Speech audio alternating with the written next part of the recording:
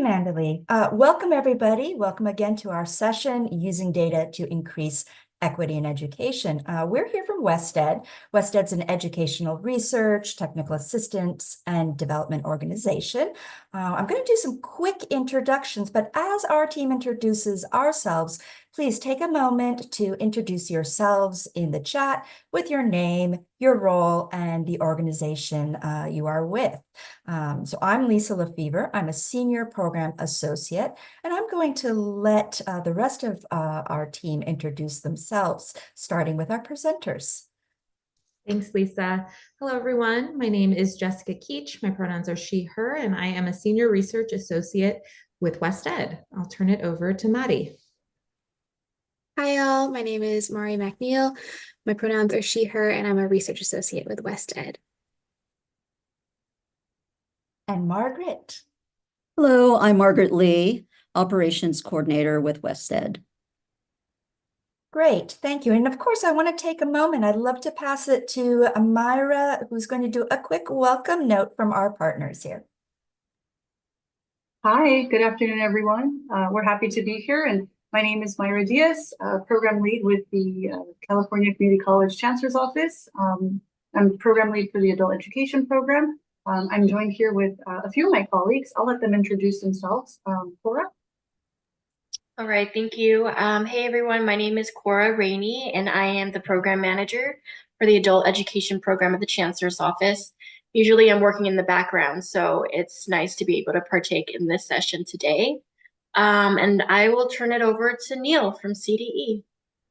Thanks, Cora. Neil Kelly, California Department of Education, working on adult education for CDE. And with me is my colleague, Diana Baptista. Good afternoon, everyone. Welcome. Happy to be here. Thank you so much, everyone. So as we move forward, let's quickly review the agenda. We're going to cover several items. We're going to be looking at setting the context for equity in adult education, reviewing and exploring a data equity framework, as well as a equity walk overview. Of course, we're going to give everybody a moment to stretch. We'll take a 5-minute break, and then we'll move into using publicly available data tools. And there will be a moment for you to really then dig in, practice your own data equity walk, taking a look at the process. Again, it's an action-packed agenda. Some information may be new, some may not, but however, this opportunity really allows us to engage with one another, share our thinking, our experiences, and our expertise. We hope that we can be mindful of one another's experiences, our knowledge bases, perspectives as we move through the session. Of course, we are giving a break, but take a break as you need to. Know that we will have that established 5 minutes about halfway through the presentation. We do request, if you can, to please have your cameras on, again, if you are able to do so, and please feel free to post questions in the chat and come off mute throughout the session. We do see this workshop as both yours and ours as part of a learning experience. And finally, please use a link on the screen to access materials for today's session. This link will be shared many times today, and know that our resources we walk through are available to you to use. You can refer back to them today after today's session. Again, thank you. And with that, I'm passing it over to Jessica. Thanks so much, Lisa. So we have 4 primary goals for today's session. Our first goal is to define and operationalize equity in adult education. That's our setting the context piece. We also would love for you to become familiar with an equity framework that can help guide you through any data project, big or small. We hope that you're able to learn how to use publicly available tools and resources. And we're also going to practice a strategy called a data equity walk that you're going to be able to use in your own institutions and in your own consortiums to really explore issues of equity in your work. Here is an overview of the resources, that link that Lisa mentioned. So this is an overview of the resources you're going to find in that folder. Most importantly, I want to point out the 3 resources: the Data Equity Walk Design Checklist, the Data Equity Walk Excel template, and the Data Equity Walk slide template. These are resources that you're going to get to practice with at the end of today's session. So now I'm going to turn it over to Mari, and we're going to transition into the first part of our workshop and really start talking about equity. So Mari is going to walk us through our setting the context exercise, and I'll turn it over to her. All right, thanks so much, Jessica, and hi again, everyone. Before we get started on talking about equity, I want to acknowledge that at times, conversations around equity can be unfamiliar and uncomfortable.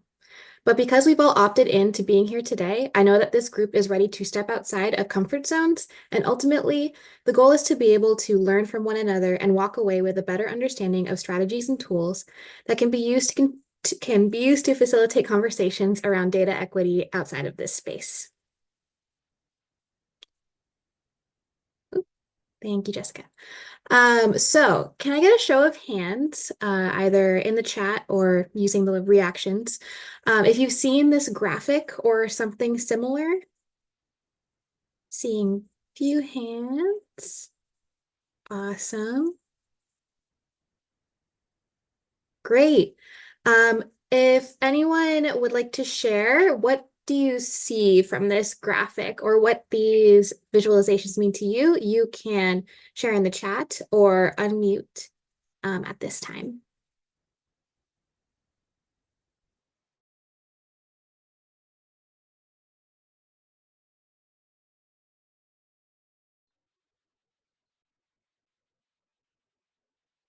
All right, I gave it the 3 seconds of silence. So I'm going to go ahead and share what I see. So in these visualizations, the tree represents a system. In our case, that may be the adult education system, but it could also be healthcare, affordable and healthy foods, higher education, or K-12. On the far left, you can see that two people have unequal access to a particular system, which is represented by a tree that provides fruit. You can also see that the tree is curving left, and while a tree may naturally curve left in nature, it's important for us to recognize that our systems are human-made. The second visualization attempts to solve the inequality through equal access to resources. However, the person on the left didn't need a ladder to access the fruits of the tree, and the person on the right didn't get a ladder that was tall enough to reach the fruit. Equity is represented in the third visualization, where the two folks are provided with specific ladders or resources that they need to reach the fruits of the apple tree. And while equity is a solution for addressing unequal systems, justice can take equity one step further by fixing the system in a way that leads to long-term, sustainable, equitable access. This is the long game. You can see that the tree has been permanently adjusted so that each individual has equal access to the same ladder, and there's an even amount of apples distributed across the tree. In conversations with other groups, it has been pointed out that this graphic does not fully represent equity nor justice, as not everyone is able to climb a ladder. So it's interesting to think, how can we adjust this graphic to be more inclusive? Mari, we had some great responses in the chat around what equity means to folks in their work. And Kathy said, meeting students where they are. Grace said, multiple pathways to reach the goal is justice. And then Wendy shared that equity means providing additional support to those who need it to truly level the playing field. Those are some great conclusions from the graphic. Thank you guys for sharing. Go ahead and move forward. Okay. So in our work with the field, we've done collaborative brainstorming to help uncover what equity means to you, practitioners and service providers in adult education. So what you see on the screen are responses from your colleagues to the question, what does equity mean in adult education? As I read off some of these responses, I'm going to ask that you tell us what equity means in adult education using the chat feature once again. So go ahead and enter in the chat what equity in adult education means to you. So when I'm looking at these little post-it notes, access is a major theme in these responses, whether that's physical access to classes or making sure the community has access to the knowledge of what adult education can offer. Another theme is supporting students and meeting them where they're at in life, rather than having them tailor their lives to their education, as we discussed before.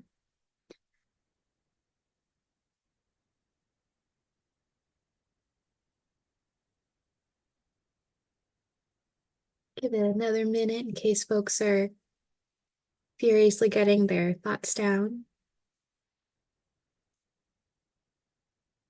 Oh, yes, and feel free to come off of mute as well.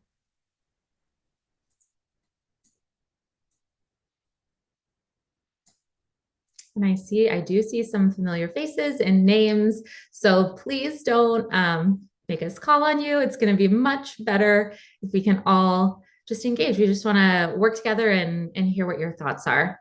Here we go. Okay, we have someone in the chat thinking through how appropriate access to the education and training resources is provided and measured. It's great. I love that measured piece, since we're going to be really talking about data today. Anyone have any other thoughts about equity specifically in adult education?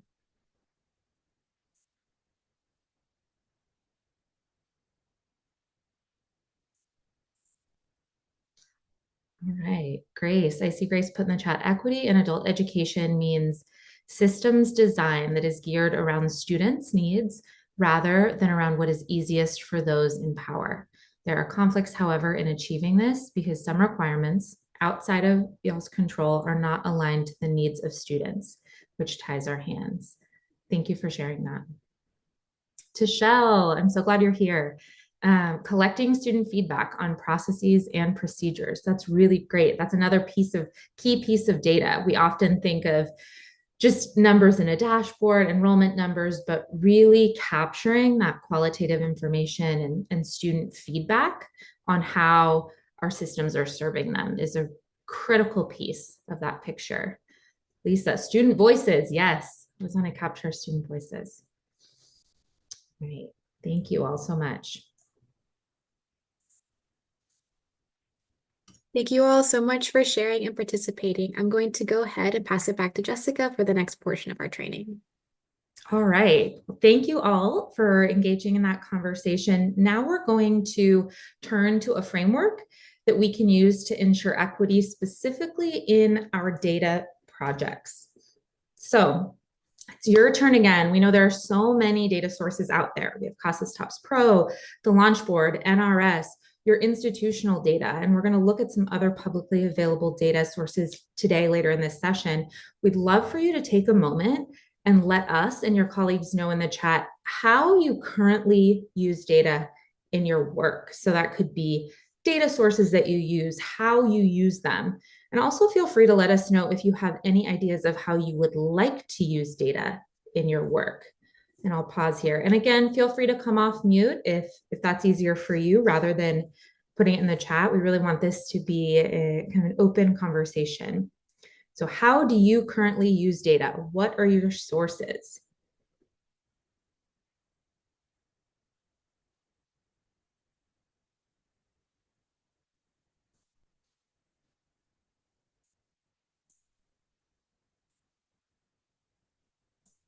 All right, I'm going to switch it up. Okay, there we go. TOPS Pro and MIS that feeds into COMIS. So how about this? A show of hands. How many of you use TOPS Pro data in your work? Maybe a thumbs up or a show of hands. Okay, we've got Pamela, hands up, hands up. There we go. Okay, so we know that at least some of you are using that TOPS Pro data. You can get out of there that kind of live data in your system, tracking your students. What about Launchboard? How many of you all use the adult education pipeline? Okay, we've got some thumbs up, thumbs up. Great, Tishelle. So we have a few folks who are using AEP. What about community data? How many of you all have used data from the American Community Survey or the census? Okay, good. We have some folks who have experience with the census as well. And then what about how many of you, I'm going to ask for a thumbs up or a show of hands, how many of you would like to use data more in your work? Few of you? Okay. All right, good. We're getting some thumbs up. This is really great. Okay, I'm seeing me. Perfect. So we're all here today. Okay, so we're using TOPS Pro, not familiar with Launchboard. The backwards looking of the adult education pipeline can be a challenge. Grace, you did an exercise in your consortium where we looked at census data compared to adult school enrollment. Perfect. Analytics from analytics from a website. That's really interesting, seeing how many folks might be visiting your website for course enrollment. All about data. Real time is best if possible. This is great. Was current more quickly. Yes, we all wish that, Kathy. That is that is the trick. Sometimes with some data, it can be really backwards looking, and that's where some of that piece of the student voice can come in. Okay, awesome. All right, so this is perfect. So now we know a little bit more about the different types of data that folks use. Let's talk about that framework. So the data equity framework. So the data equity framework recognizes that there's really this increasing momentum around using data and visualization and even big data with machine learning techniques and AI to drive decision making. How many of you have seen kind of the AI chatbots recording our meeting minutes and those kinds of things, right? There's data is here, it's with us, and it's growing faster than ever, but there is also a corresponding movement for more responsible use of that data. And in this part of our session, I want to introduce a tangible 7-stage framework, 7 steps that we can apply to any data project, big or small, to help us ensure that we're using data responsibly, transparently, and equitably. So the data equity framework was designed by an organization called We All Count. That link is at the bottom of this screen, and it's really a systematic way of moving through data projects, and it organizes every project into 7 stages. So we're going to walk through that right now. So there are these 7 key stages, and along with each stage are principles and practices, and they can help anyone who works with data. You do not have to be a researcher or an analyst. These are really broad and for anyone who's working with data to really approach that project through a lens of justice, equity, and inclusivity. So step 1 is really about funding. So what is the relationship between data, money, and power in your project? It's always there. It's the society that we live in, and really understanding that relationship and just acknowledging where those ties are can be really helpful and really transparent and build a lot of trust in your work, right? So it's about understanding and acknowledging that relationship between data, money, and power in your project. And we're going to apply this framework in an activity a little later. So these are the broad principles. Okay, so we have funding. Motivation is our next stage. So what are the goals of your project? You want to really define your goals. What do you want to get out of your project? Project design is all about the process that will be used to achieve your project's goals. So examples in this stage can be thinking about your methodology, which data you're going to use, crafting unbiased research questions. And we're going to go through a process called the Data Equity Walk, and we're going to give you the tools to understand what process you would go through to design and facilitate that activity at your own institution. All right, step 4. Step 4 is about the data sources that you use and setting equity standards for how, when, and where you get data. Again, someone's already said this, it's about making sure that voices are represented in the data. That can come from both qualitative and quantitative information. It's really being intentional and transparent about the sources of your data. This next stage, step 5, is about the choices you make in the review and visualization of your data, right? So you want to explore and be transparent about those choices that you've made. What groups are you disaggregating by? How are you making those decisions? It's really about transparency. And then interpretation. Again, this is about being transparent about your work through open conversation and a shared framework.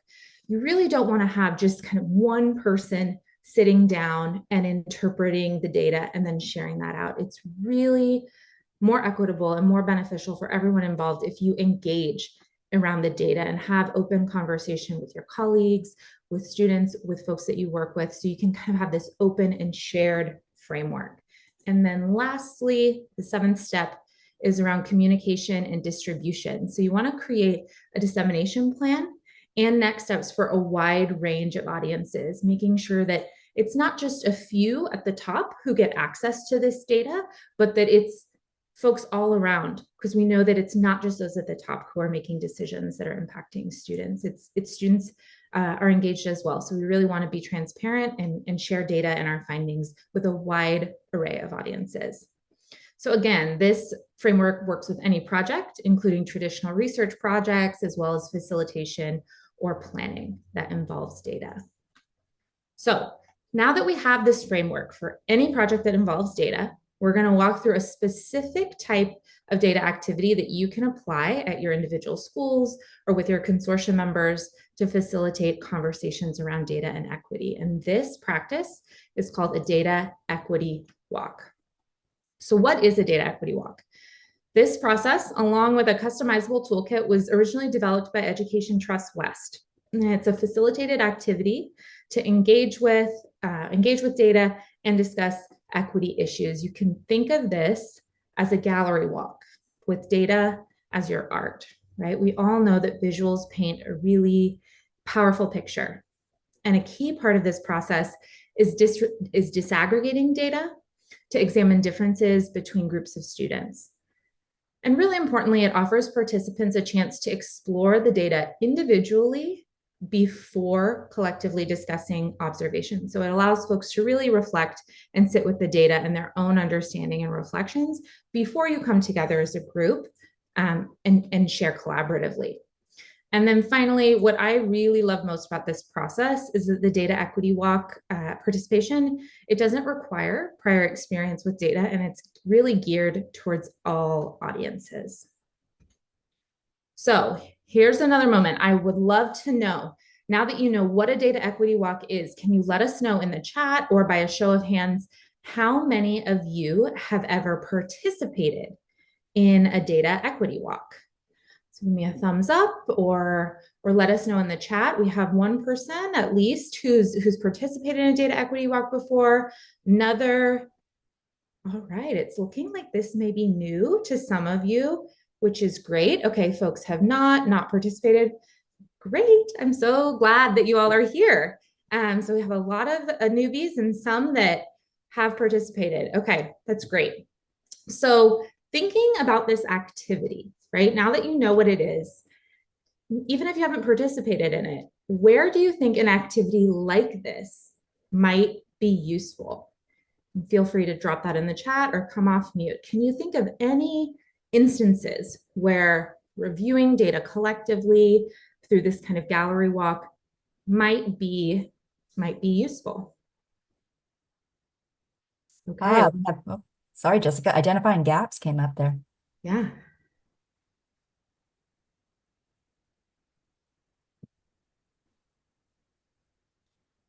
Anyone else? Can you think of, okay, learning communities, reviewing trends, helping you identify gaps.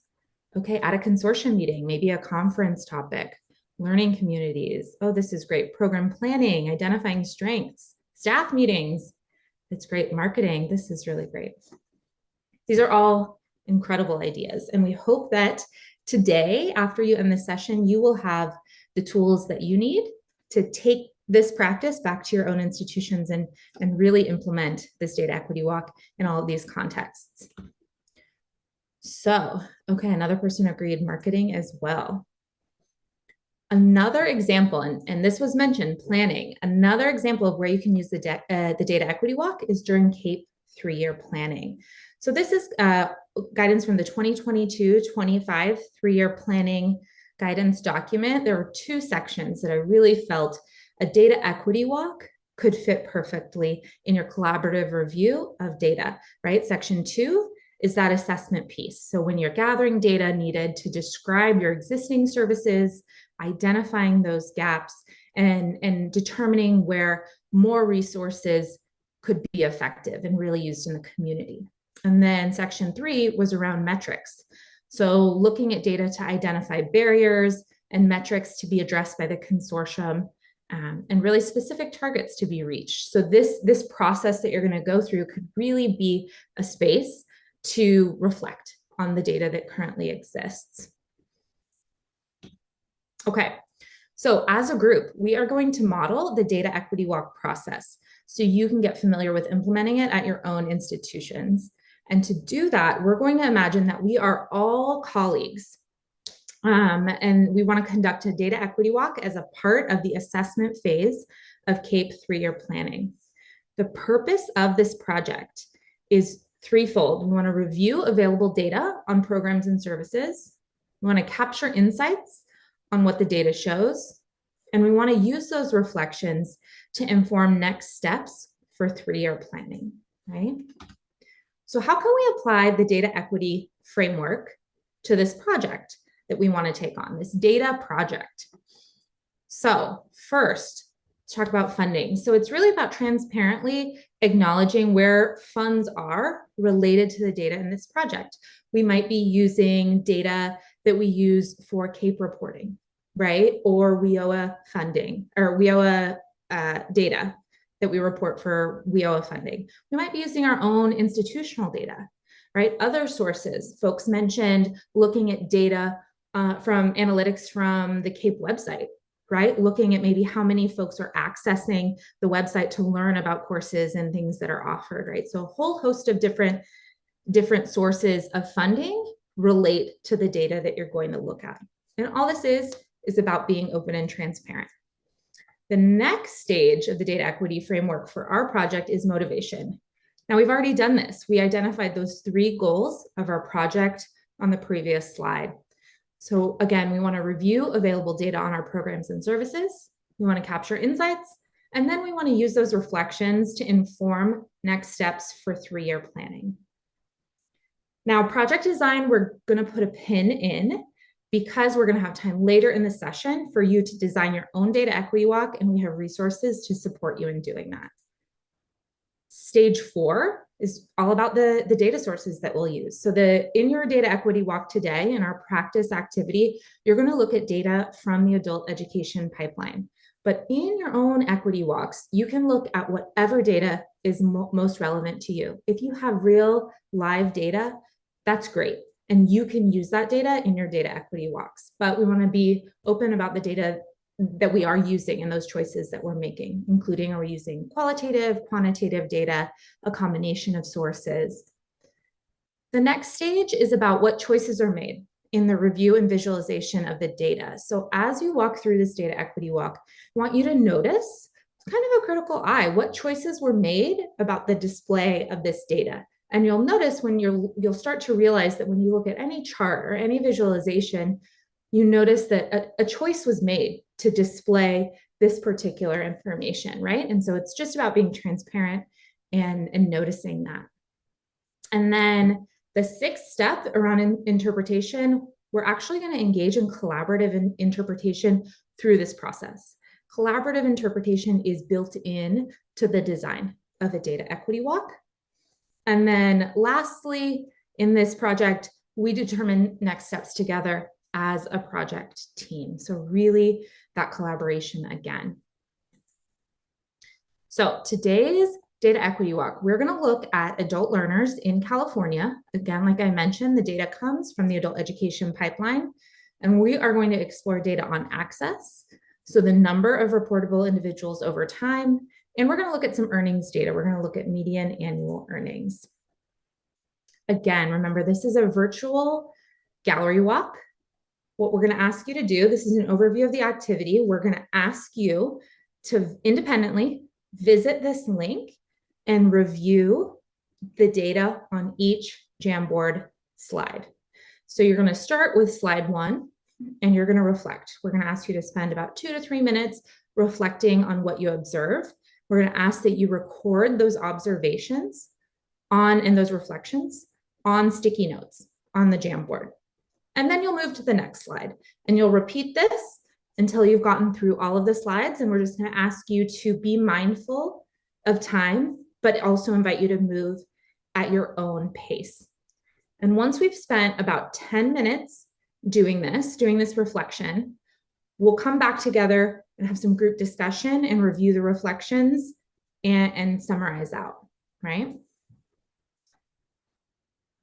I'm also going to share, before we do that, and then I promise we're going to get you to your activity, I want to share on the right a mindset. So Mari mentioned earlier, sometimes conversations around equity can be uncomfortable and challenging, especially if we haven't engaged in them before. In order to set the context for a data equity walk, we really often ask folks to approach the data with a particular mindset. And you can feel free to take this mindset and use it in your own work. So the mindset that we're going to ask you to engage in today is, as we reflect, let's remind ourselves to frame our thoughts and our inquiry around the systems and programs that exist to serve adult learners. And it's really important that we continue to remind ourselves not to attribute data to the intrinsic qualities of people or groups. So try to just observe what you see in the data and not assign meaning to it just yet. Okay. I'm going to ask if there are any questions, and I believe Margaret has put the Jamboard link in the chat. Okay, I'm seeing a yes, so please feel free to access the Data Equity Walk Jamboard. It's about 2:32, so we're going to give you until 2:42, 10 minutes to reflect. And you're going to want to think about 4 questions, and these are listed on the in the Jamboard slides. What do you notice? What data resonates with you? What data surprises you? And what do you want to know more about? Okay, are there any questions before we start? No? Okay, I will bring us back together at 2:42. So feel free to go off camera if you'd like.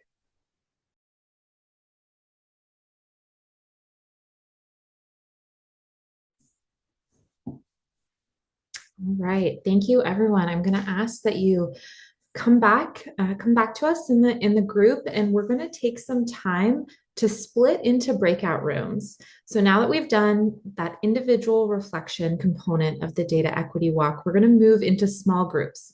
We'll do that for about 5 minutes to review the comments on the slides, and you'll do that collaboratively with your group members. So we ask that you reflect and create a short summary of observations that you can share back with the group. So again, we'll put you into groups. You'll review the comments on the slides. It's up to you if you'd like to review across the slides or if you would like to focus on just one slide and look at those reflections, but we'll ask you to talk about it and notice what other folks have noticed and share with one another, and identify someone in your group that can come back to the main group and share a summary of your findings. So with that, I'm going to ask that Mandalee, please start moving folks. You're going to be put into random breakout rooms. Rooms are open, so you should see an invitation.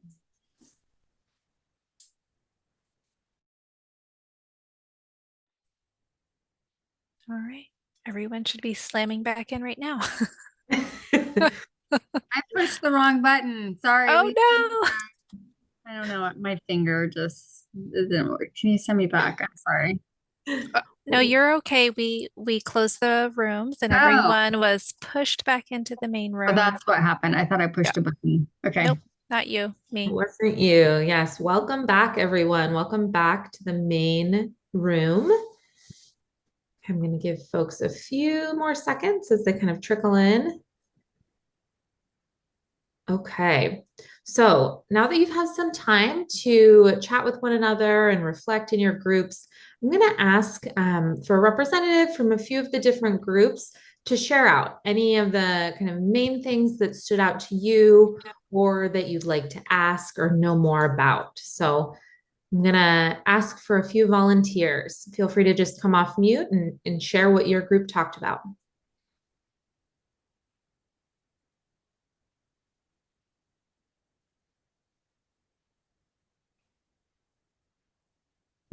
Okay, I guess I'm going to be the first victim in the deep end. Thank you, Grace. You know, that's the uncomfortable silence, right? The wait time. So I was in group 3 and we weren't sure exactly what we were supposed to look at. We were supposed to look at all of them, but we thought maybe we were supposed to look at the one that corresponded with our group number. So we looked at slide 3, which was about gender enrollment. And we had a lot of questions. Like we didn't make any big ahas, but we wanted to know, like, what programs were these people in? Why were we seeing this gender gap? Is it because there was more employment for males that didn't require a high school diploma, for example? So maybe that's why they're lower enrolled in adult ed, because they don't necessarily need it to be able to get a job, but maybe women do. So we had a lot of questions. We were talking about, how did childcare factor into this? We thought about various different CTE programs and how they tend to lean in one direction or another based on gender, and how that might influence that. So mostly we just had a lot of questions that we would want more data behind the scenes to really start to dig into that gender gap, to see what's going on there. And maybe it's not a problem, I'm not saying that it's a problem, but just like knowing what's kind of behind those numbers. That is perfect. And I'm so glad that you shared that you had more questions than answers, because that's often what data does, right? And this activity often really is used to kind of point you in a certain direction to go collect more information or to dig a little deeper into what you're seeing. So great observations. I particularly resonate with the different program area breakdown, right? So looking at data by different program areas could be a really helpful disaggregation in some of the data that you've seen. Okay, anyone else? Would anyone else like to share their thoughts in their group discussion? I can share for group 2. Yes, thank you, Tishelle. So we kind of breezed through all of them to kind of really think about what were the biggest questions that we noticed from those particular slides. And for slide number 1, we talked about the obvious elephant in the room, which was, of course, COVID. Shocking all that enrollments would drop.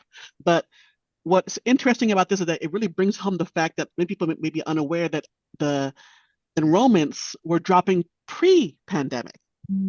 And so the question was like, well, why did that happen? And I posited that we must think of a certain election that happened during that time, and that people were genuinely fearing for their lives to go into educational institutions where they were being swept up by ICE and everything else, and their children were being swept up as well too.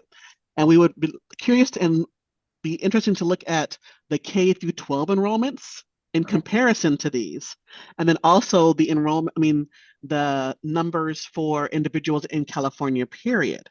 Was that same decline and uptick as well too, or do we see that that's staying steady and that these themselves have only dropped as well too? So that's what we saw for particularly for slide number 1. Slide number 2, one thing that we noticed, which was just weirdly interesting, was that if you look at all of the race and ethnicities, the only one that has not begun to pop back up again is the Filipinos. And the question as to I wonder why that is, was a question that we had for that one.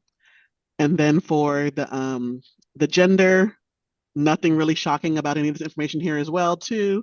But we were interested to see that in the future how non-binary students begin to enter into the conversation, because of course this time we didn't collect it, so we don't know. And so now that we are beginning to collect it, what will that look like in comparison to others as well too, moving forward? Slide number 4. There were, we said that we weren't too surprised at the different disparities of those by race and ethnicity. One thing that I had said that I've observed, I have family, a lot of family, a ridiculous amount of family who was in healthcare. And there is a very, very, very, very, very, very, very, very large population of Filipino workers in the healthcare industry. And healthcare workers in general have good access to higher paying jobs in the healthcare industry. And that could be part of why we see that the Filipino students who are here are making above that living wage as far as the average. And then the 5th one, again, nothing surprising there. The wage gap has always been a thing, will continue to be a thing until some people maybe die and get out of the government, and then we can make other things happen. So thank you. That's what we have to say. Thank you, Tishelle. Thank you so much for sharing. I really resonated with your comments about bringing in additional data points, right? I see what's happening here in this data. I wonder what other data is telling us about the context. So I really resonated with that. And I think that as we move through the day and as you think of designing your own data equity walks, you all have the freedom to choose and seek out some of those additional data sources when you're the builders behind the data equity walks versus just being a participant. So I look forward to hearing more about what decisions you all make. Okay, so this is a brief slide. I'm not going to go through it in depth, but these are resources for facilitating conversations at your own institution. So the first one is the kind of standard data equity walk toolkit from EdTrust West. In your drive, in that link, the bit.ly link that we've shared, there is a template specifically for adult education providers and CAPE consortium members. So the template is based on, or the data equity walk that you just saw is based and was designed by the template that's in that drive. So you're able to freely use that and access it and update it with your own information. And then this last resource is a link to ground rules and tools for facilitating some of these discussions around diversity and equity. Okay, we promised a break. We've been together for a little over an hour now. So I'm going to invite you all, if you need to get a drink of water, take a bio break, please feel free to do that. We are going to come back together as a group. Let's be back here to learn about the publicly available tools and walk through some demonstrations of tools you can access on your own. Let's come back at 3:06. So you'll have about 2 to 3 minutes. So if we're all back together by 3:06, that would be great.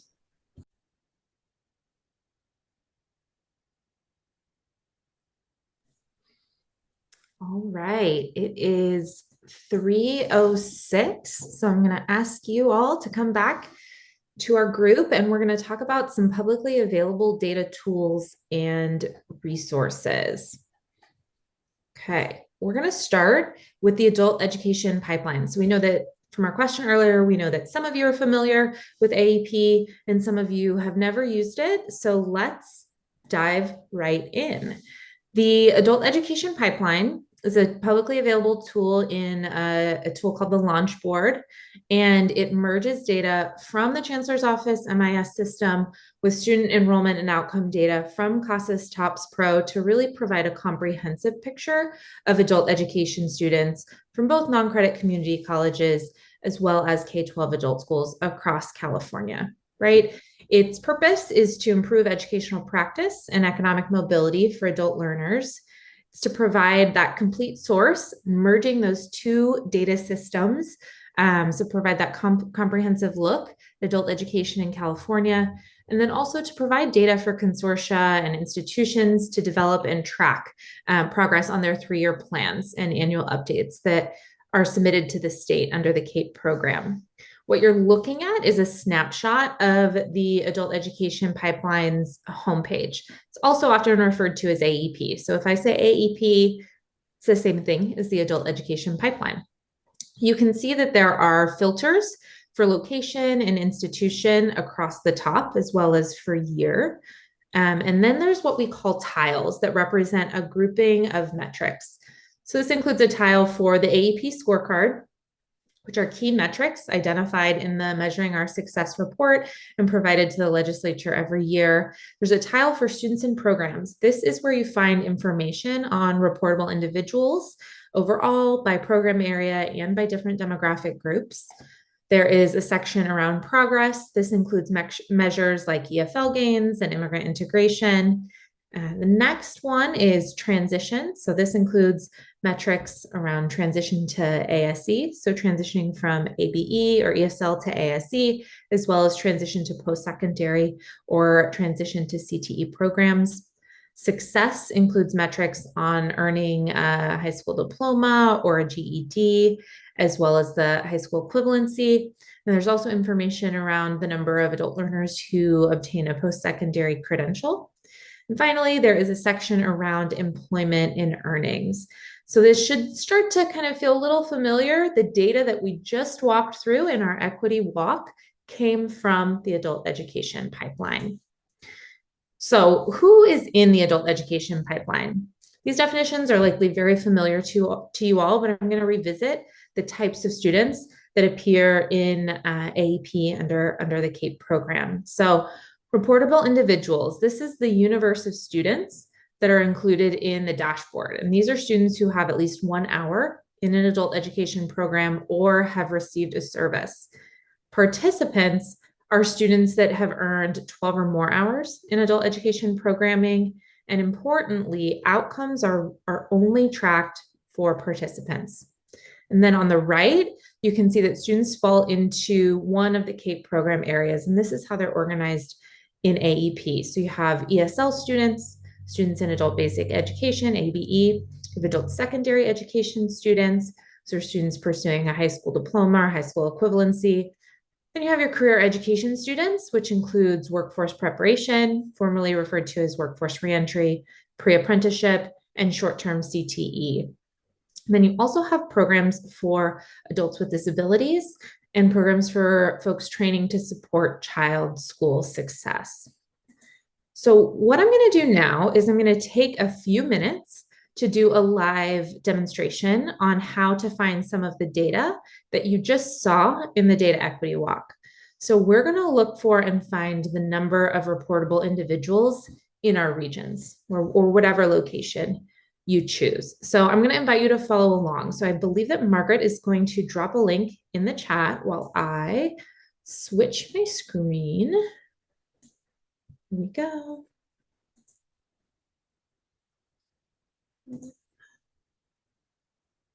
All right. So this is a look at the Launchboard homepage. So I'm going to invite you to follow along with me so you can see how to access your reportable individuals. So I'm going to visit the adult education pipeline. You can see I have filters across the top. I've navigated to the home screen. You can see the different tiles that we just reviewed and our filters across the top. So I'm going to start by selecting a location and I'll actually select a region. So I'm going to click on this radio button next to region. And then I'll start typing and I'm going to select the San Diego Imperial region. That's where I live. Another option would be to select a consortia, right? So you can start looking, you can start typing and things will pop up based on your search terms. But right now I'm going to go ahead and stick to San Diego. I invite you to search for your region or your consortium, whatever you prefer. So now that I've selected my region, I need to click view. It's going to switch or apply my filters. So now I know I'm looking at the homepage for San Diego and Imperial. Now, our number of reportable individuals, if you remember, that's in our students and programs tile. So I'm going to go ahead and click in to students and programs. So I clicked on that blue button, view students and programs. Takes me to a summary page. The most helpful information in AEP actually lives in the detailed data pages. So I've been taken to a summary page. I want to click a level deeper into detailed data. So now you should see this kind of chart that groups together a variety of metrics. And on the left-hand side, you will see your metrics. So this is what we kind of call the left navigation panel. And these are your metrics. This will be the same for every data tile. So I'm going to go ahead and click on reportable individuals because I know that's the data element that I want. So you can see this chart looks very similar to the one you saw in your data equity walk because it's showing data over time. You will also see a table below, and this is true for almost every data element on the dashboard. Within these tiles, you'll see the visualization, and then below you'll see the raw data. So if you're trying to get data out of the dashboard, what you can do, and you'll practice this in your equity walk, is see the data elements from the tables and take that information and enter it into your Excel to populate some of your visualizations. Okay.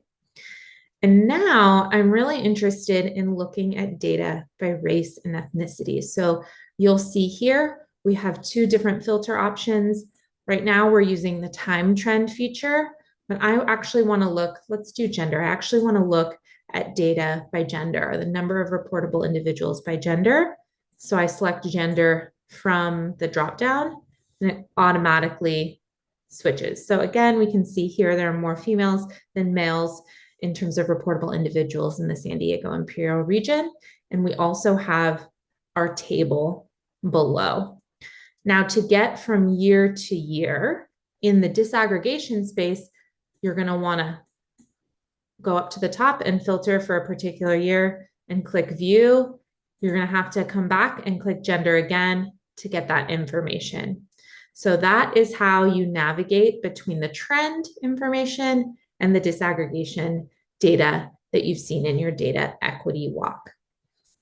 So this has been a very quick review. You are going to have more time to practice when you start building your own data equity walk, but I want to pause and see if anyone has any burning questions before we move on to using census data.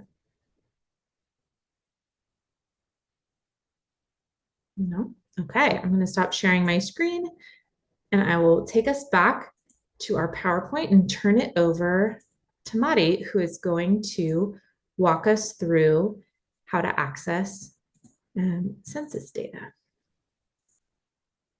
Thank you again, Jessica. We wanted to give you an overview of another important publicly available data source, which is census data. I'll invite you all to follow along with me on the website as I walk through the slides. Margaret, will you put the link in the chat so folks can follow along? Oh, thank you. Perfect. So as I said, we will walk through each step of finding data and you will navigate the census data website as we do it. I'll give you a heads up that the census data website is very clunky and can be tricky to navigate. Rest assured, these step-by-step slides are available in the slide deck in the Drive that we've shared today, so you can revisit them anytime you'd like. And hopefully these steps will help you learn how to navigate the site for your own research. Thank you. So there are many census tables that may be of interest to you, including common demographics and employment status. For today, we're going to focus specifically on the map feature available on the census site using educational attainment data. I'm going to walk you all through how to look at the percent of the population who have completed some high school with no diploma in a self-selected region. So the first thing you're going to do is go ahead and click Maps in the top bar. The page should once again refresh and show a map of the US. What we're going to do first is focus on a certain locale, which can be your local community. To hone in on that community, you'll want to first click on the Filters button on the top left-hand corner. All right.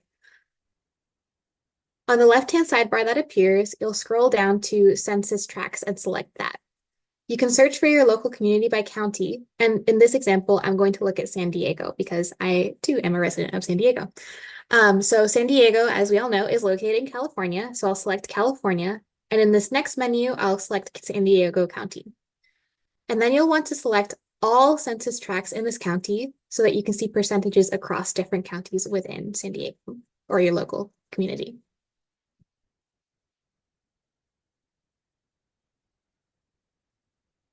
Right.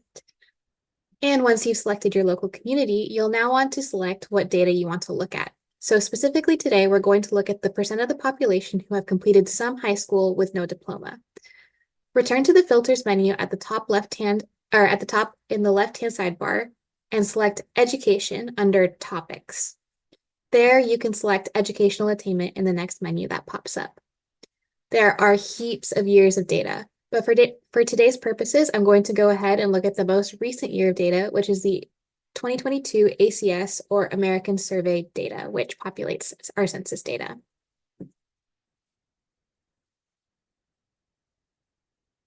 All right. To specifically look at the population who have completed some high school with no diploma, go ahead and close the filter sidebar with the double arrows. Then you're going to click where it says less than high school graduate, and then a hover menu will pop up. In this hover menu, scroll down and you will see the selection 9th to 12th grade, no diploma under population 25 years and over. This will change the display data to show the population ages 25 and older who have completed some high school but did not earn a diploma. Okay. At this point, the map has all of these lines on it that don't really tell you much, so let's make it easier to visualize the data. First, click on Layer in the top bar and select Census Tract. To do this, you can scroll through the list of the layers, or you can use the search bar at the top of the hover menu to find Census Tract. This draws lines on the map by census tract and helps you divide up the large area a little easier. Okay, one last edit that I like to make that I did not include a slide for, unfortunately, is that I like to go to the base map option, and I like to select detailed. This makes the map look a little more like what you would see in Google Maps, and may help you understand the geography a little bit better. So now when you look at the map, once you've done all of that, you'll see the census tract lines filled in with a shade of blue that corresponds to a certain percentage, also known as a heat map. As you can see, the darker the shade of blue, the higher percentage of the population. Now, while I can sit all day looking and analyzing this map, I'm going to turn it over to you all to try your hand in finding this data for your local community.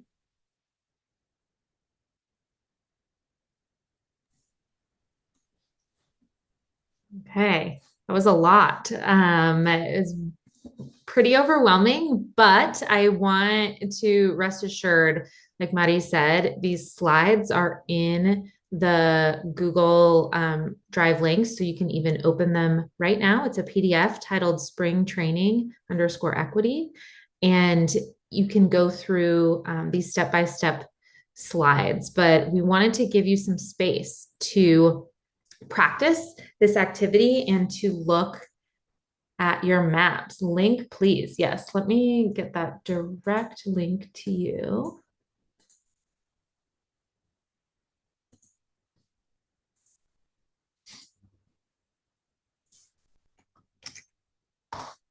Okay, this is the link to the slides. So how many of you have a map, were able to successfully create a map using those steps? Were you able to follow along?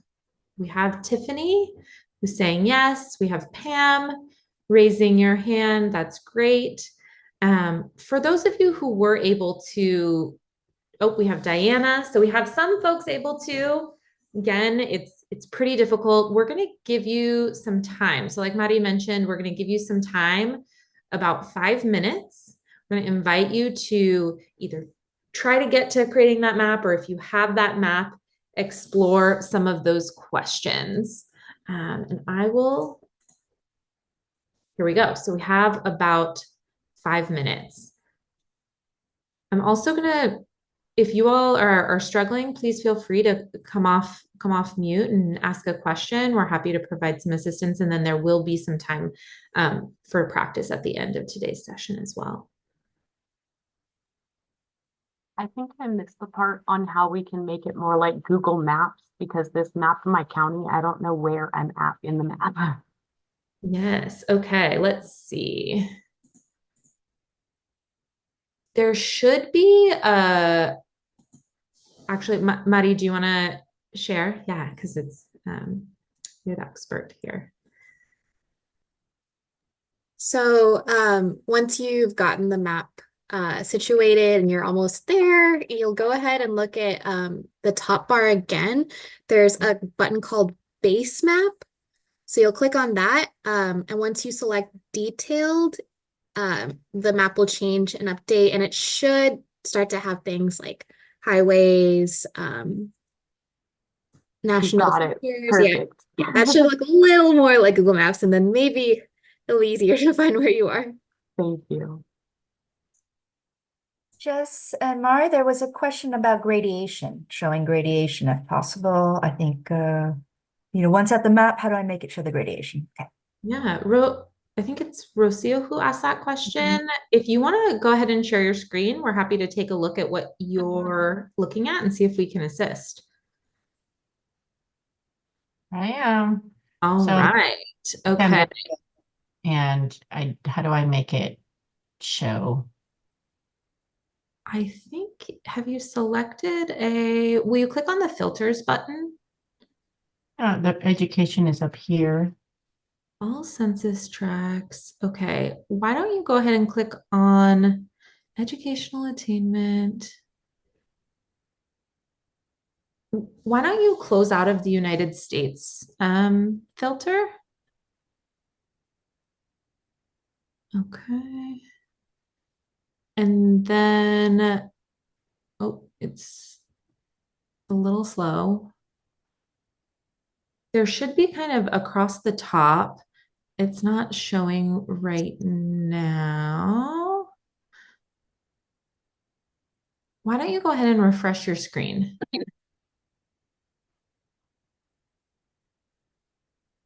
I think you're missing the data. So click on educational attainment. Right in the panel to the left, move over a little bit. Yep, click there. Less than high school diploma.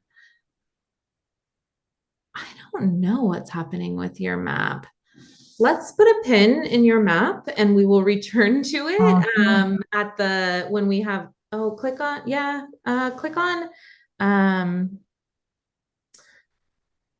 just go ahead and try to click on 9th to 12th grade no diploma and see what happens if it changes. No, let's put a pin in your map, and when we get to we'll put you all into breakout rooms and some folks will start working on their data equity template. We'll come back to you and make sure we can get you a map. So we'll kind of start from the beginning and walk you through it. Okay.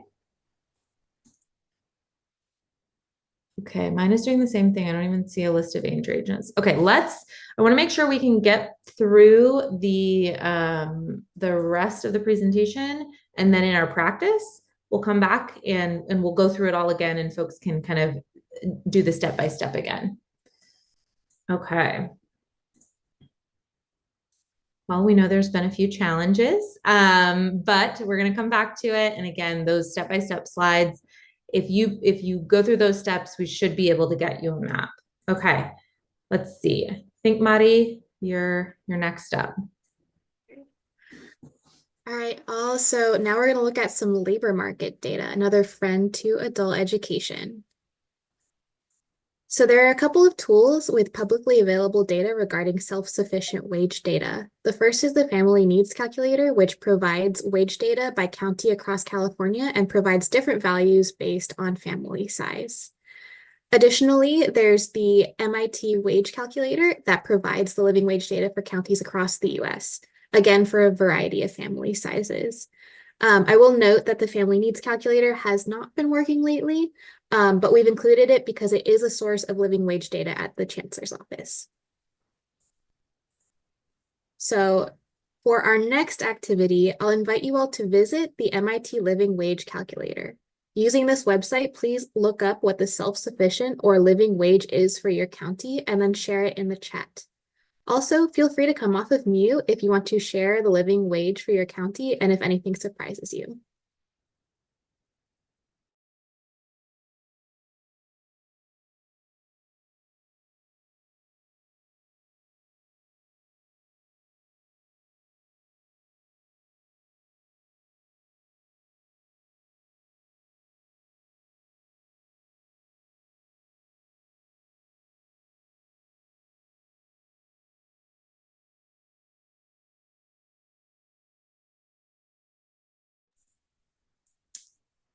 Right, I'll share with you, Maddie. In San Diego County, the living wage for one adult and 0 children is $29, approximately $29 an hour, $29.52.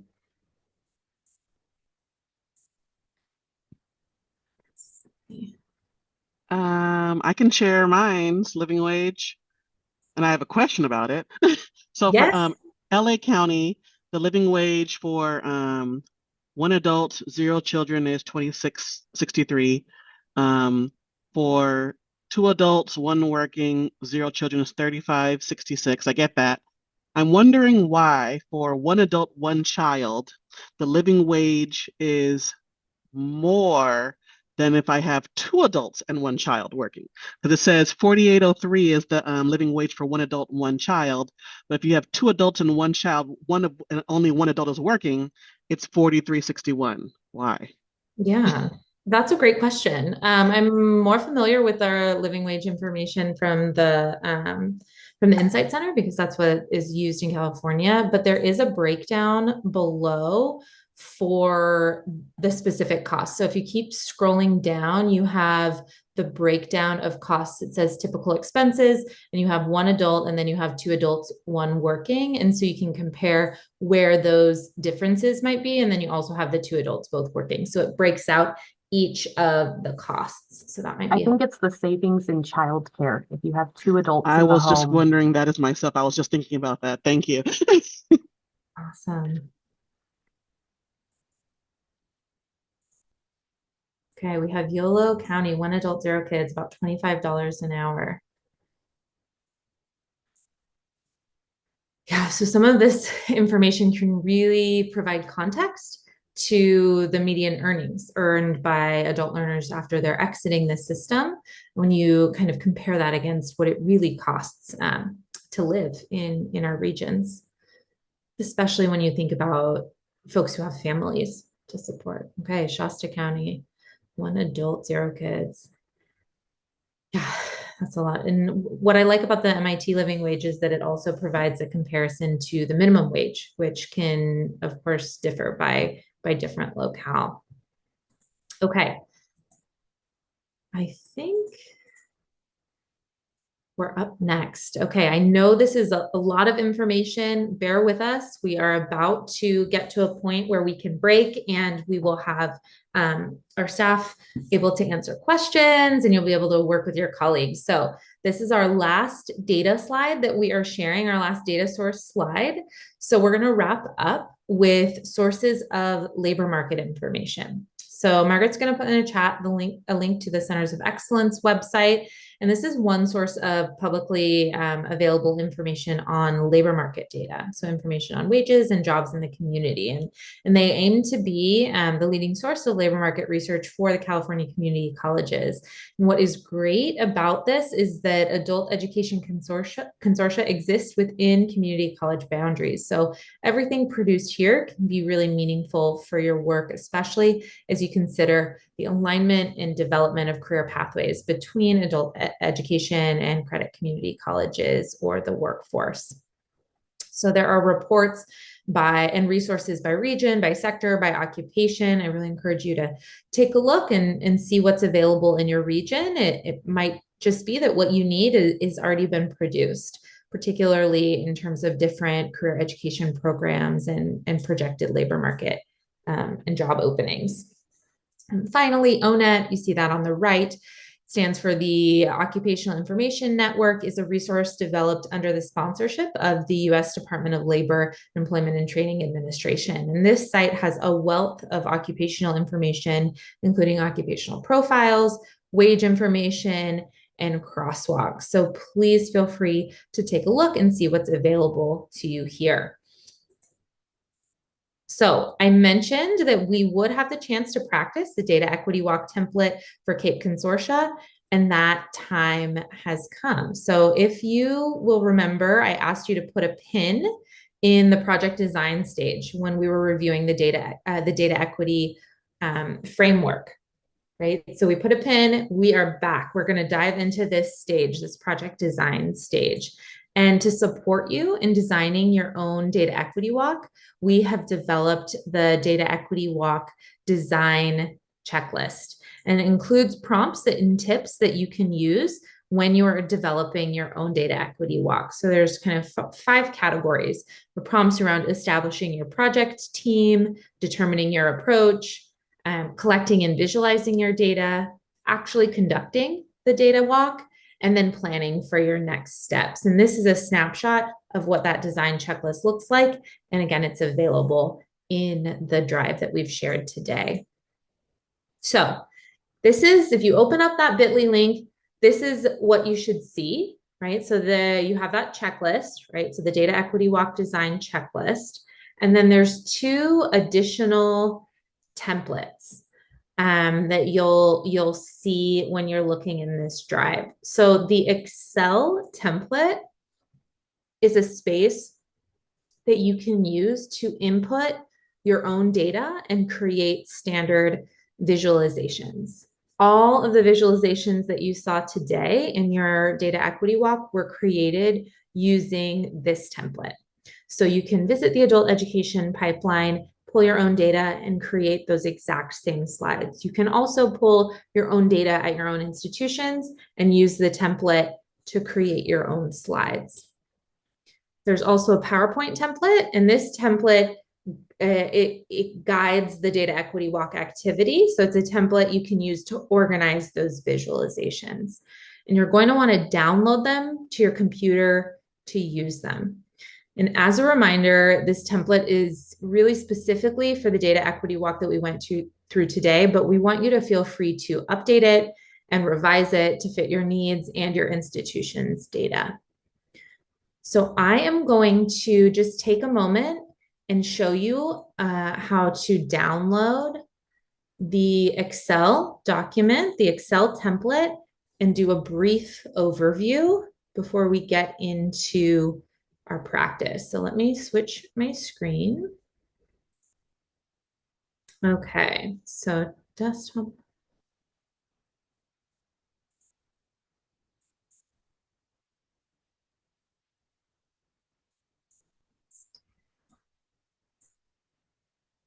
Okay, I'm gonna use this screen over here.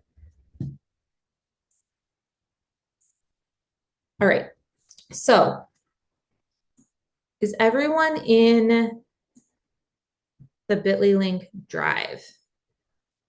Give me a thumbs up. Okay, we've got a few thumbs up. So to download the template, you're going to the Excel template, and that's where you enter your data. You can right click, click download. And then it should pop up in your downloads folder. And once you've downloaded it, you can open it, opening it on my other screen. And this is what it looks like. So again, this template was used to create the visualizations that you saw in the Data Equity Walk today. So in general, you're going to see orange tables. There's also written instructions, a lot of visual cues. Orange tables is where you enter your data.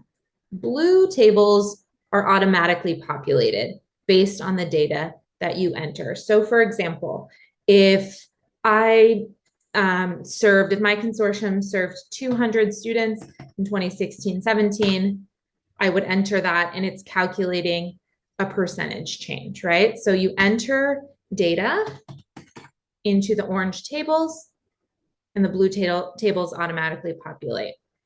And so the different tabs across the bottom correspond with each of the visualizations you saw today. So I'm going to go ahead and click into reportable individuals. And I'm going to enter my data. There's an instructions tab. It'll tell you where to enter your data. And it will be right here in this orange table, and everything else is going to populate. So I'm going to go ahead and do that right now. So I'm just going to enter, these are fake numbers, just used for example purposes. So 200, 250, 300, 150, 600, 400.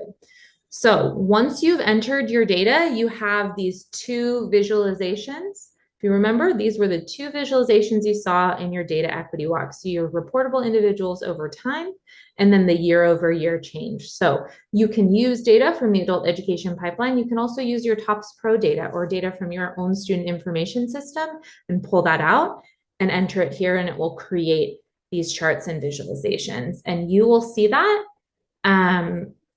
in each of these tabs. So this is a look at doing that by race, ethnicity.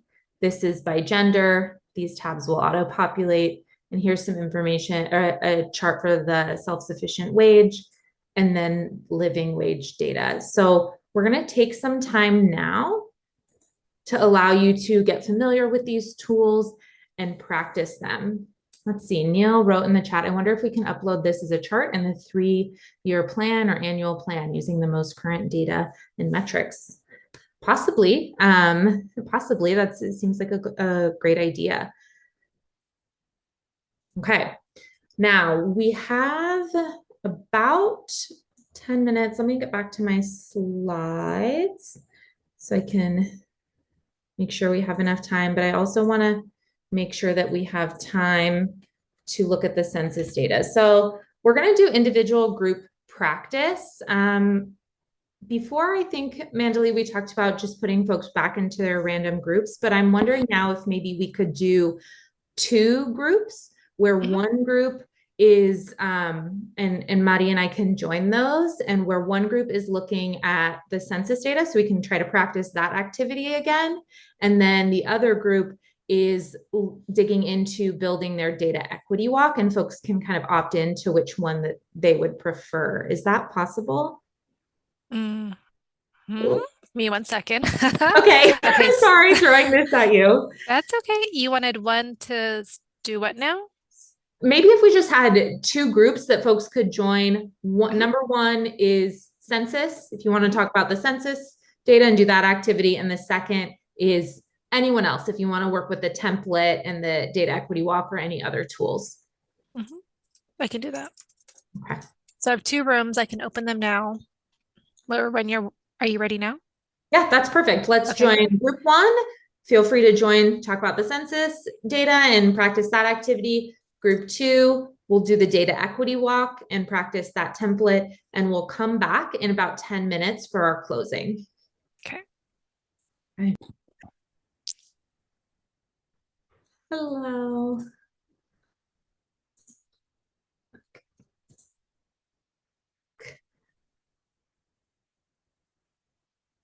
Welcome back. I see most people, I think group 1 may still have a few people in their group.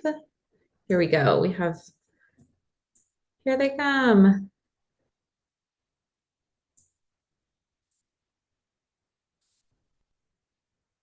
All right.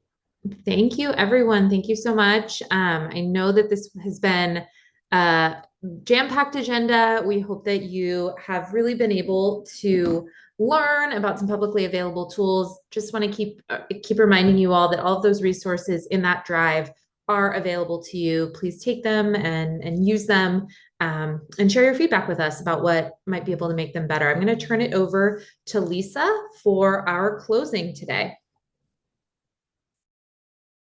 You're on mute, Lisa.